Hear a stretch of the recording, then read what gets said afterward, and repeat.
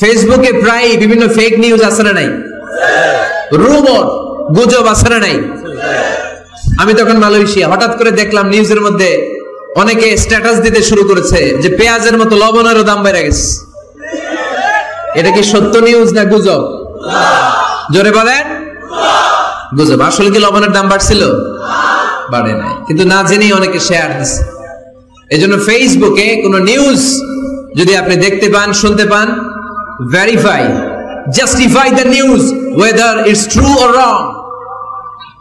Check, make a cross check and double check regarding the authenticity of the report. এই রিপোর্টটা সঠিক কিনা verify করবেন আগে, তারপরে শেয়ার মারবেন। অনেকে আছে সিলে কান নিয়ে গেছে শুনে সিলের পিছনে দৌড়। আগে কি সিলের পিছনে দৌড়াবেন নাকি কানে হাত দিবেন?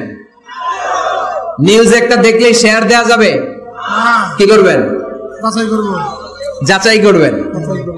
You have to cross check, you have to justify the news, you have to verify the news.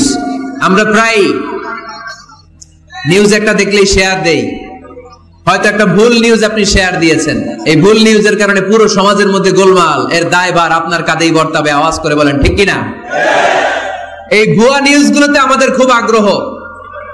Facebook নিজের মন মতো ব্যবহার করা যাবে না। প্রায় ফেসবুকে অনেক রুমর পাবেন, গুজব।